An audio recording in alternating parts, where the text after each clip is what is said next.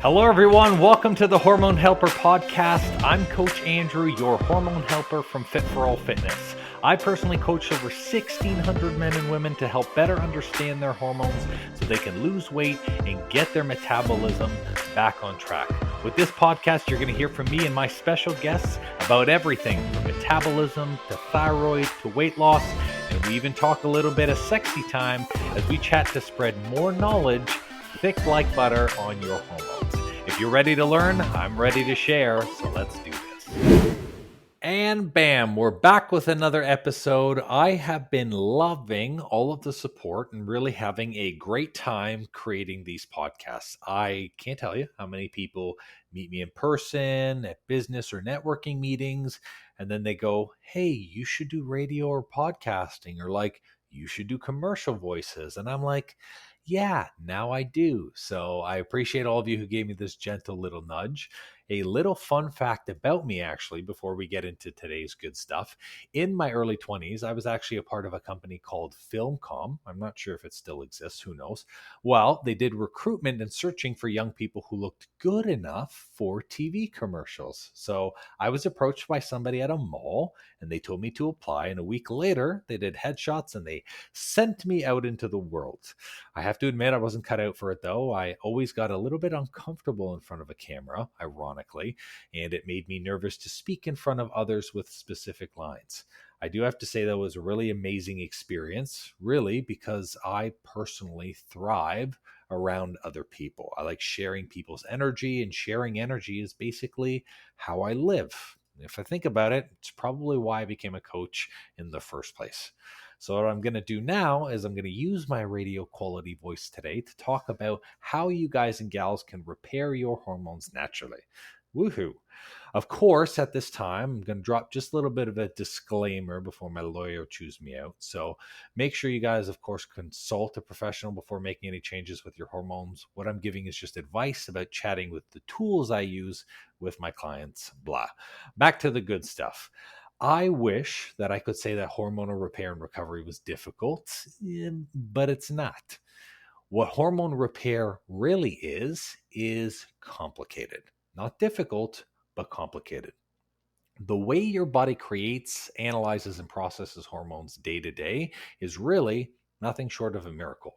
I want you to imagine this: having an engine in a car that can recognize when it's low on fuel and creates more fuel to top itself off, as well as can create more cylinders for power and can speed up the output or lower it for smaller vehicles or heavier vehicles based on load.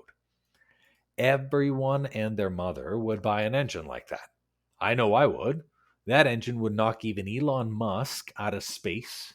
But here's the thing: we already have been given that engine internally, and it's called our endocrine system.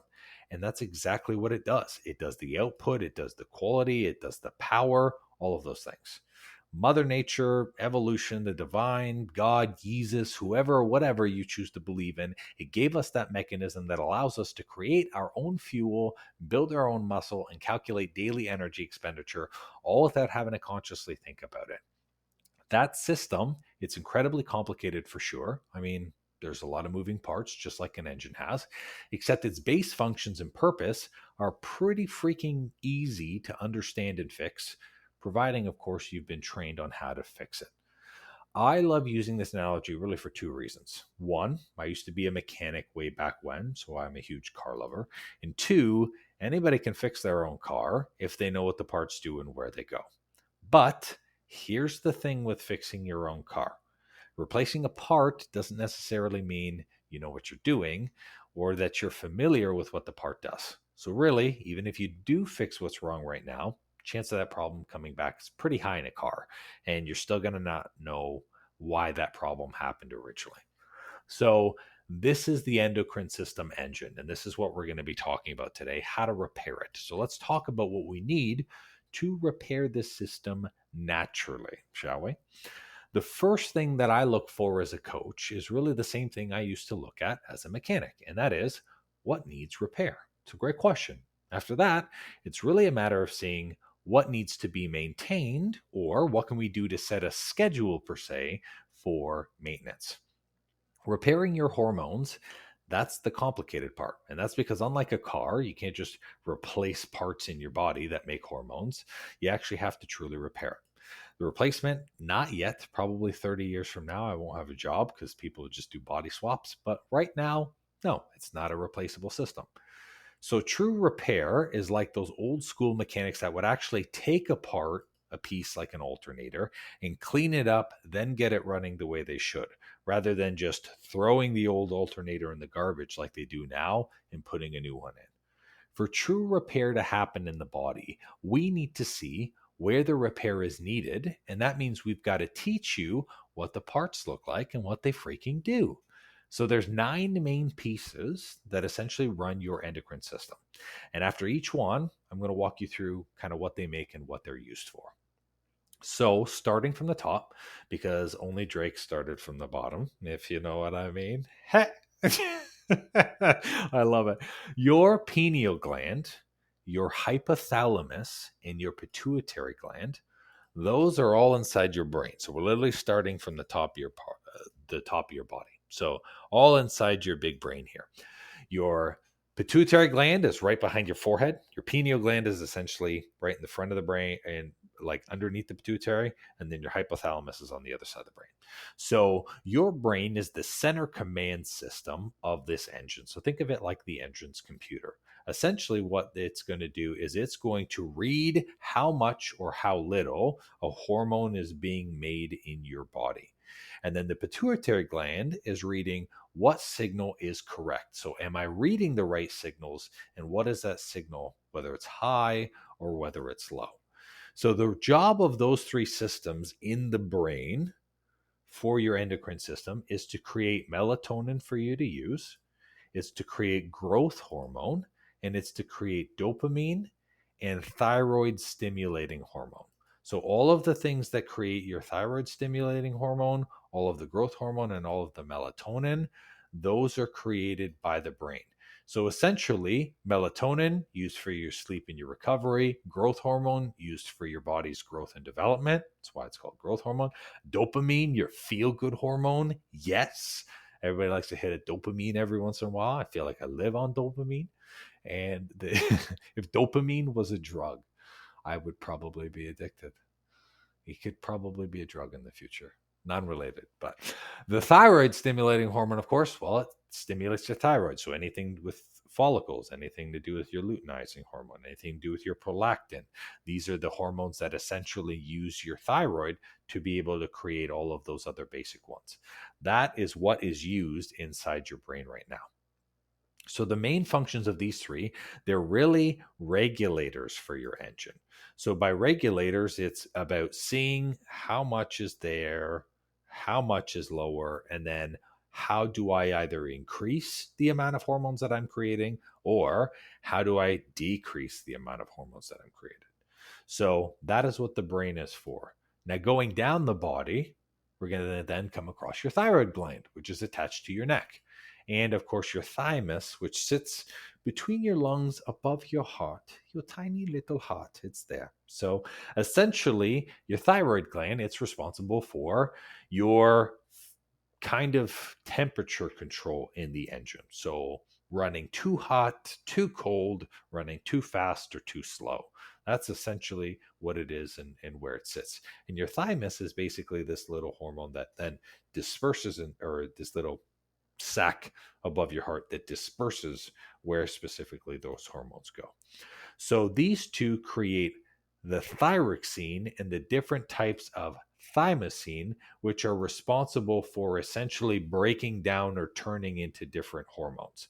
So think of it like the building blocks. When an engine runs, it needs oil, and the oil is going to go into different parts of the engine. So it's going to go into the lower part, the upper part. It's going to mix with the gas.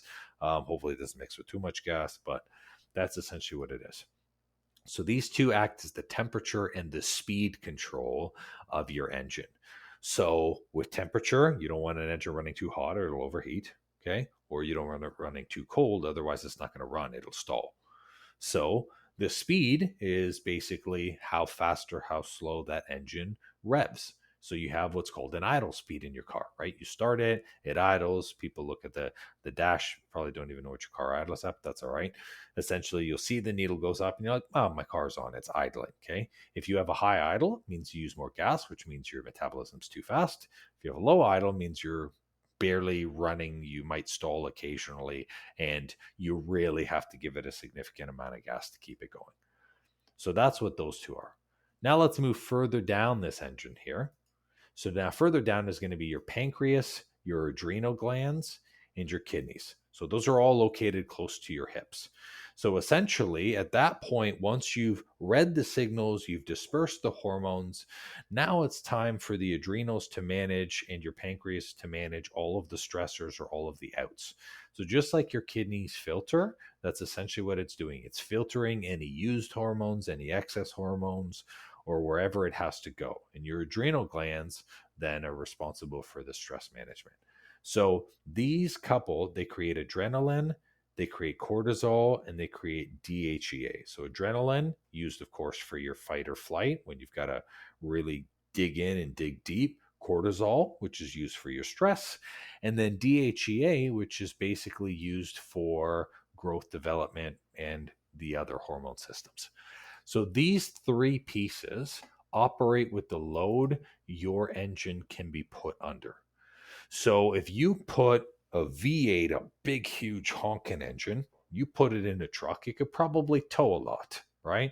Now, let's say you put a 4-cylinder engine in a truck and you put a trailer at the back, you're probably not going to go anywhere. It doesn't have enough power.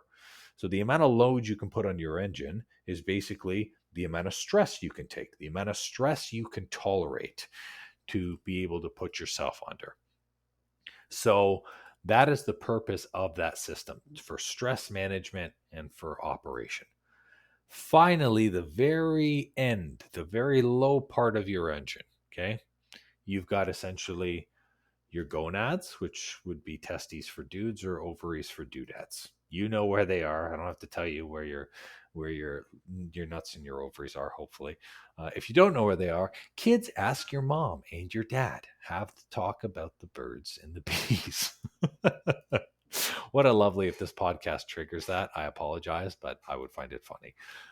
So anyways, these two things, they create your estrogen, your testosterone, your progesterone, which are responsible for your muscle building and development, your reproductive cycle, as well as some growth protocols as well too. So this final piece basically acts as the strengthening and the repair part that manages the performance and energy consistency in your engine. So from a hormonal perspective, once it gets down to that point, the testosterone, the estrogen say what needs to be fixed, what muscles need to grow, do I need to reproduce, in which case create more cylinders or create more people, and be able to continue from there. That makes all the 9 parts of your engine. So the main 3 are in the brain. There's 2 from essentially neck to chest, which is your thyroid and your thymus. Then you've got the 3 based in the kidneys. Then you got your 1 in the nether regions. So now that you know what the parts do, here is how we repair them, because the repair part is what we're actually talking about on this podcast session today. We need to give them the building blocks conditioned to each specific part that we need to repair. So these building blocks, they're called micronutrients. Many people don't actually focus on micronutrients within their diet. They just work on getting the proteins, carbs, and fats that are needed daily. Those are important too, but micronutrients, they are more important. They are like the most important thing ever. So micronutrients are essentially the 13 main vitamins and minerals that are the precursor. They're the things that create each hormone. And if you want to learn about what each specific nutrient does, you can check out episode 8 and go through the main ones and how they specifically benefit you. But we don't need to go over the vitamins here. So essentially, when one of these parts are damaged, it is normally because either your body didn't have enough micronutrients to build those hormones needed, or it made too much because another part in the system is short on its own production. The micronutrients allow for the part to actually rebuild itself because there are readily abundant building blocks that have the specific use for that repair. So what we do is we intake a high dose of these micronutrients by adding in food groups that carry them into your food routine. It's literally that simple. And on top of that, it's crazy effective because it's only using food. That even makes the maintenance part of this super easy too, because you can just balance out your diet with all of the micronutrients needed to maintain the building blocks needed for each system. So that's addressing the rebuild part, but you still have to address why the part broke in the first place, right? Don't worry, I didn't miss that. If a part in your endocrine system or your endocrine engine can't make enough hormones, it's usually because it's overtaxed. You used it too much. You pushed your body too hard, or you ate things that altered the way your body produces those specific hormones. So think of it like, instead of putting a certain grade of oil in your car, you just put whatever oil you bought at Canadian Tire. Or instead of putting coolant in your engine, you just threw water in and you hoped for the best. People still do these things, but it changes the way that your engine runs. This is the complicated part that I talked about earlier, the why it broke, because there are more than 1 million different things that could have caused this failure. And of course, the process of diagnosis becomes really hard when you're doing too much differently every day. So here's what I do. I do these 3 steps to find out why the part broke with every client I work with. And I'm going to share these steps with you because you need them. 1, I eliminate. Take out the crap in your diet and routine. So any foods that are inflammatory to you or any trigger digestive stress foods, they have to go, at least temporarily. So what I do is I go through someone's diet and I'm like, what are the foods that are triggering to you? What are the foods that are anti-inflammatory? I temporarily remove all of those. For some people that involves gluten, for some people that involves dairy, for some people that involves sugars. Okay. And then I'm also going to take out the high processed stuff like those main Western carbs, because the preservatives and the additives in the food, they can alter a ton of hormone production over time. So for example, trans fats. Trans fats are a chemical estrogen. If you keep eating trans fats, your estrogen amount will slowly go up over time. So step 1, you're going to take out at least 50% of half the stuff that people eat. Okay. And remember, this is temporarily. Okay. But I take away. I remove all of the inflammation so their gut has a chance to heal, so their hormones have a chance to show me what they have left. And that takes at least 50% of the part problems that I come across. So just like a mechanic can be like, hey, when I fix this issue, normally it takes care of 15 different things, the same thing. So basically I do that, and it's almost like essentially clearing out all of that bad oil, clearing out all of that bad coolant. Step 2, if you've taken out all of the inflammatory foods and you're still experiencing issues, well, I then tell clients that they've got to reduce their stressors. Not some, all of their stressors, physical, mental, and emotional. You have no idea the amount of hormones it takes to make you feel safe and comfortable all day long. If your cortisol, which is your stress hormone, is always working overtime, you will eventually short it out. Every business owner does, every mom juggling kids does, every high functioning professional I've ever worked with does, and even I have. And I literally do this for a living. We all short out when we are stressed. So it's really, really important to remove all possible stressors that you can realistically. Like, I'm not giving you permission, quit your job and abandon your family. Sorry, right? if it's that bad, you got a lot more problems. You got a lot more challenges than just your hormones. But, you want to do it realistically, right? But you've got to be able to change your life. So for example, if there's relationships that are toxic, you got to find your way to distance yourself or cut them out. If you do have an overwhelming, stressful job, then you have to set boundaries for your job, when your cutoff times are, when your start and stop time is. Or if you got to search for a new job, search for a new job. Some of my clients, the first thing that they did before they started with us is they're like, listen, I found a new position, and now that I'm not stressed, I want to start my life out again the right way. Cool. That's amazing. But you have to move all of the possible stressors. So that's the mental stressors from work or your routine. That's the emotional stressors from relationships or, again, maybe trauma that you're dealing with, in which case, be a good idea to see a therapist. And even physical stressors. Do not over exercise. Train 3 to 4 times a week consistently, no more than 40 minutes. That's all you need. People are doing these 2.5, 3 hour workout sessions that are literally blowing their hormones out of the water because cortisol can't tolerate physical stress too. So both of those are important. Now, at this point, step 1 and step 2, this takes care of up to 80% of the parts that are broken within an endocrine engine. But there's still that 20%. So for step 3, I really only pull out step 3, like these are the big guns, if someone has metabolism issues or if, let's say, their hormone parts have been down for quite some time. What I do at this point is I give them a complete hormone reboot. So think of this like hitting the reset button on that engine to make it run like it started originally. What I've done is essentially I build out a complete protocol for them using micronutrients and phytoestrogens to combat excess highs of stress and the fat storing hormone estrogen. So I tackle the stress and the estrogen at the same time because they talk with each other, and I build out a customized macronutrient or micronutrient profile. And then at that point, I work with them on the recovery of the hormones like optimizing testosterone because that helps recover their metabolism. So essentially, their engine and their body run like new. Usually through this process, it takes about 12 to 16 weeks, really depending on where you're starting off with your body.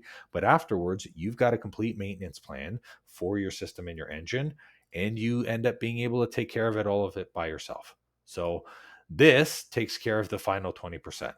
There you have it. Hormones and repairing hormones can be really, really easy. So you can repair your metabolism and continue to stay on track. So stick around and stay tuned for more episodes. I will walk you through more hormone good stuff, I promise. Thanks for listening.